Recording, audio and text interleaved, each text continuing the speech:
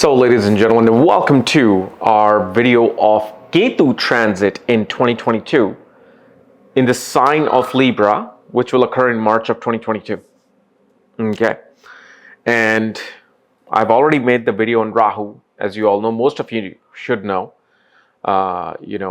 Maybe last week, but no, 3 days ago I made it. So now I'm making the other half of Rahu, which is Ketu. And as always, if you do not know which sign Ketu will be transiting from your ascendant or the moon, along with all your astrological details, for that, check out the links here. Check out my full astrological report, including my books, consultations, and link to my academy, Vedic Astrology Academy, where I've already put 2 videos in detail about 2020 horoscope under KRS vlogs.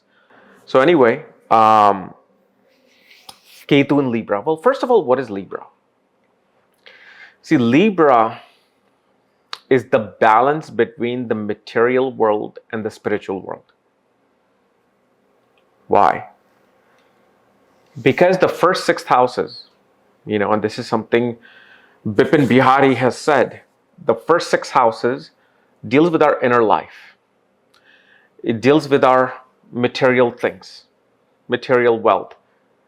Us just being away from everything and accumulating things, enjoying things, enjoying the pleasures, whether it's of sustenance, whether it's of motherly nourishment, home, children. But 7th through 12th house becomes the houses that you have to now go out in the world and seek liberation. Go out in the world and do the work through which you can go to God. So all the houses between 7th and 12th are the houses that takes you to that final,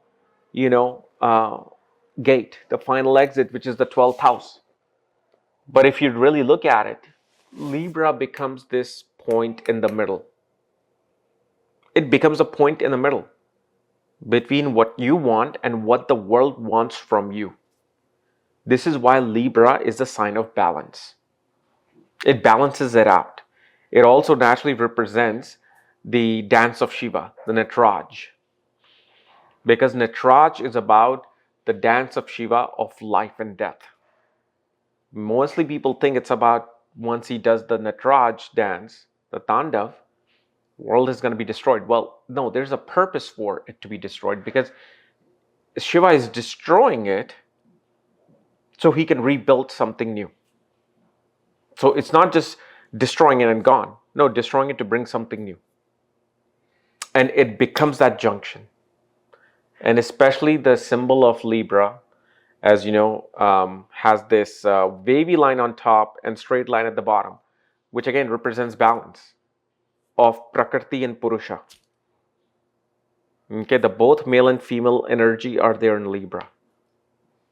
So now you have Ketu there. Okay. Ketu naturally represents the past. Ketu represents, conquering something. That's why it represents the flag. Ketu is also our past life habits. Whatever we are the most comfortable with, it's only because we have experienced those things in the past. Right? So what is happening now? Ketu is going from Scorpio to Libra. And you must be thinking, well, if you're going to tell us about Libra, Ketu, and Rahu in Aries, that means you're saying that everybody is going to be affected by this sign. They're going to behave like this sign. How can that be? Shouldn't the transit be seen from the house itself, or from like the ascendant itself, from the moon chart of an individual person? Yes, that will give you a bit more of a clear picture of where this energy of Aries of Rahu is manifesting, but it is going to manifest that Aries Rahu energy. And if Ketu is somewhere, Ketu is still going to do the Libra Ketu thing. It's not going to hinder from it. It's going to do it in a certain way or dealing with certain thing. So if you let's say look at right now, Ketu's in Scorpio. Okay. And it has been now for literally almost 14 months. Scorpio represents sudden gains, research, transformation. Scorpio represents death, rebirth, hidden things, psychological things. So now if you obviously look at it in the past 14 months, let's just take one aspect. Majority of the world, okay, because Scorpio represents even lottery winning. What is majority of the world trying to do for the past 14 months? Everybody that I know of around me, everyone, whether it's neighbors, whether it's friends, other people, everybody's trying to look for some meme coin that can go 10,000x, 1,000x, so they can take their small paycheck from a job, turn it into $1 million.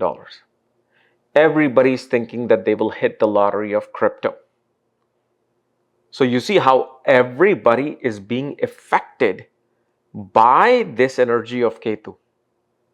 So you can't say that, well, it's not affecting. No, the whole world is involved in crypto. Most people are not even caring for stocks anymore. They all want to go for wanting to either get Bitcoin, Ethereum, all kinds of these cryptos, or some meme cryptos, Dogecoin, what is the other one? Shiba Inu, and all of these things.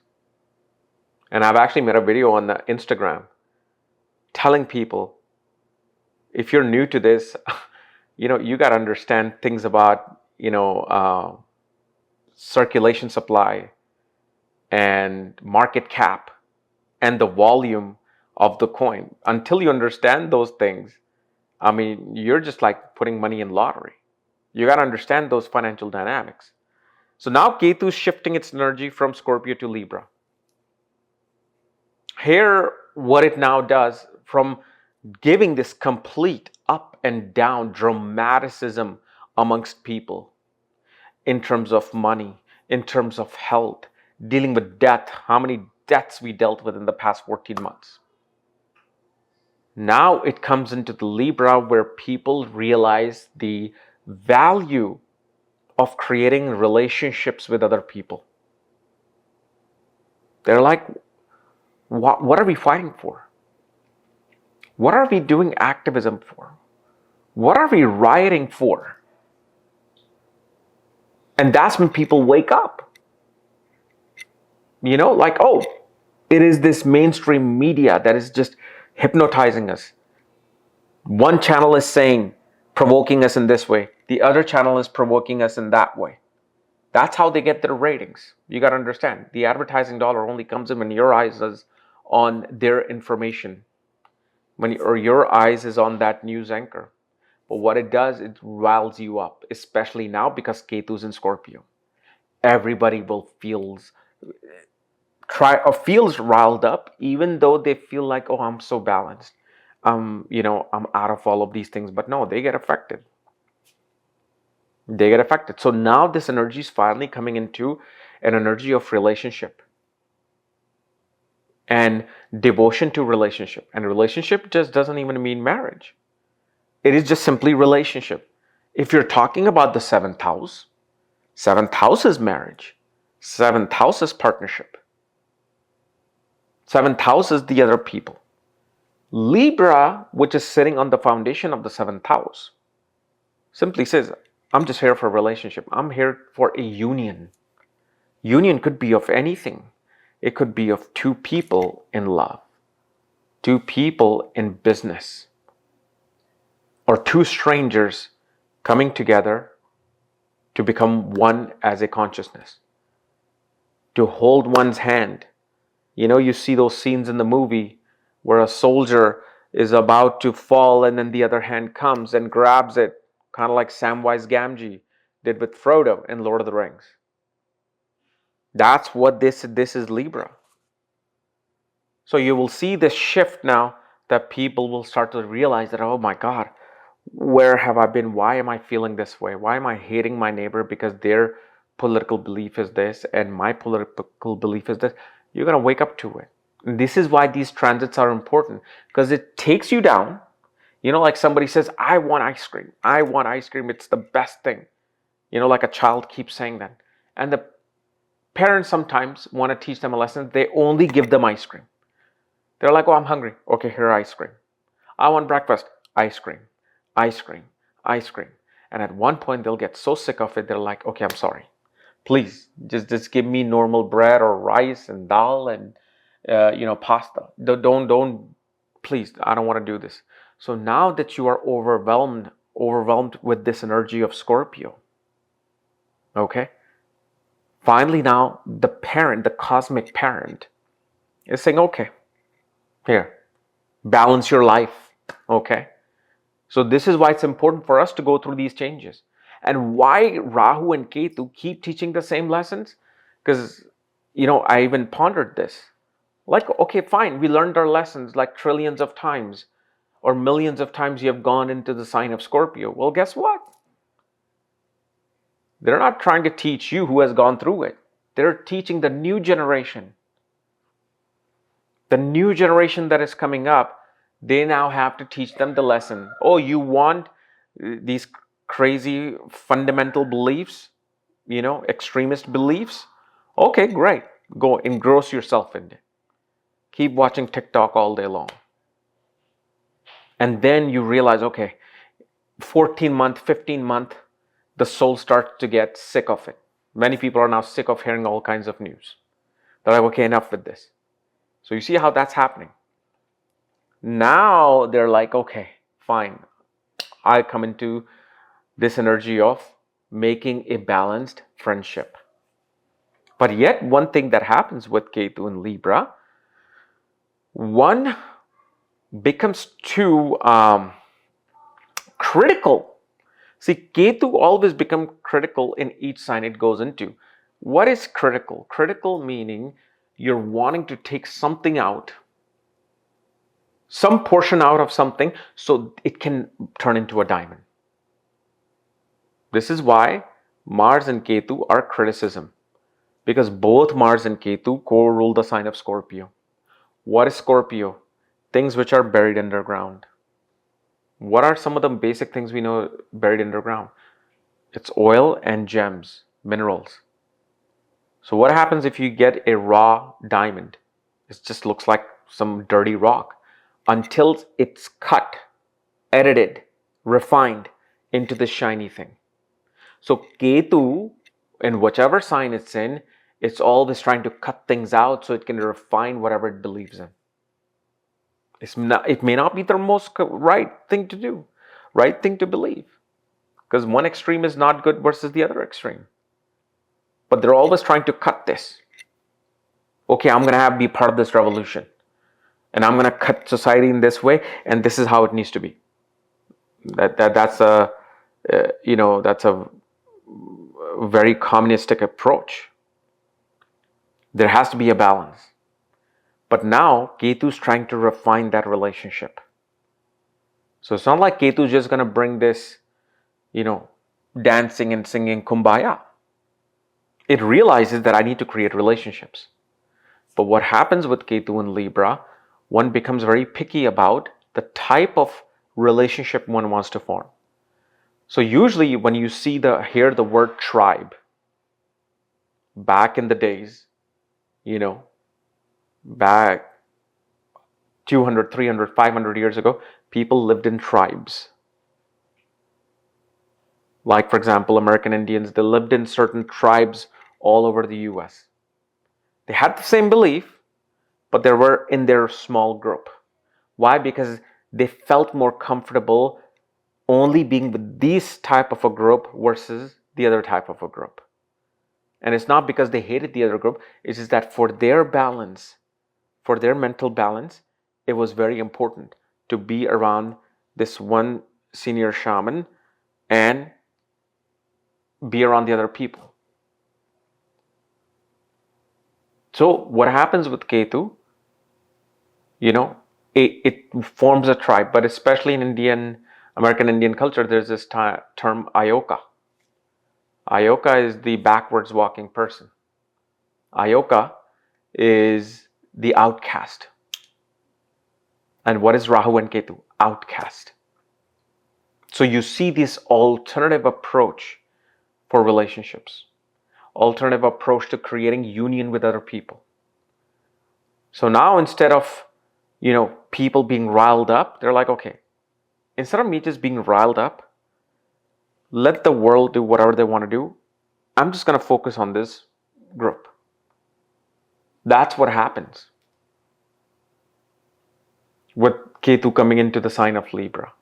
One will split from, the world and try to form something on their own, because Ketu is a natural moksha karka. And in Libra, it's looking for a relationship that can help a person find the highest of the highest happiness. That's what moksha is. What is moksha karka? People think moksha, oh my God. Moksha meaning like you become a sadhu and aesthetic and you just leave the world and you live in a cave.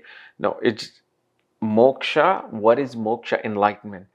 Why is everybody running after enlightenment? Because it's supposed to be something, the highest of happiness that you can't even fathom. So Ketu is actually in a way happy, karka of happiness. But it wants you to find happiness in that small tribe.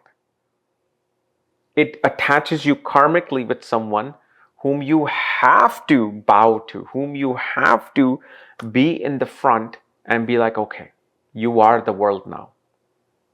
Let's work things out instead of fighting. Now, the immature energy of Ketu will still pull out a sword and again try to refine that thing. But a mature Ketu will be like, okay, I know I can defeat you. I know my energy is not balanced with you. But if I spend my time with you and understand you, I'll pay some of my biggest karmas off. So why not? Because I'm looking for that moksha. Because I'm looking for that moksha, looking for that enlightenment, I am willing to happily serve you being, in front of me for a unionship. So that means everybody's thinking this way, right? It's not just you, because Ketu's in Libra for the whole world. So whole world you see, after a bit of this chaotic energy of Ketu's transit in Libra, where still that criticism comes into play. Just wanting to separate oneself and then just completely get away from things, one start to realize that, okay, let me now make some sacrifices here. So this is an energy that not exactly when it enters in March, but I would probably say by around November, December of 2022, you will see people are willing to sacrifice themselves for each other. They're like, okay, I'm going to help you out. People of two different races who you hate each other, they're going to start helping each other out. Two people who with the completely opposite political views, government views, will start helping each other out because they realize that I don't want to deal with this rut that I dealt with in the last 18 months. So I want to be here and I want to just serve. But again, it'll be a much harsh lessons for the newer generation.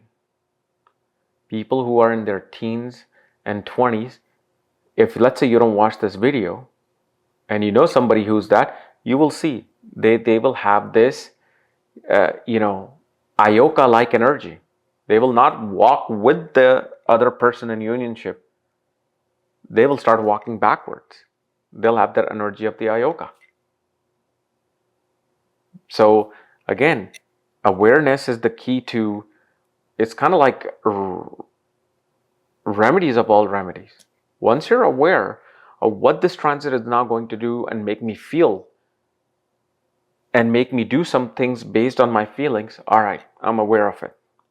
And now that because I'm aware of it, now I can tackle it. Once I know that that thing is there, I'm not fearful as much because I already know what is there. I'm not going to be surprised. Now, yeah, that energy is, pretty intense, but I am prepared. I'm going to prepare myself. Okay. So this is the energy of Ketu coming in the sign of Libra. Okay. So anyway, guys, this was my analysis of Ketu. If you're new to my channel, subscribe below so you don't miss this type of video. If you want to know where your Ketu is placed, all your astrological details, check out the links here, and make sure you sign up on KRS Vlogs and watch the video where it's an uncensored vlog where I also discuss techniques, secret techniques to reading a chart, like snapshot techniques that you would not see anywhere else. Okay, bye-bye.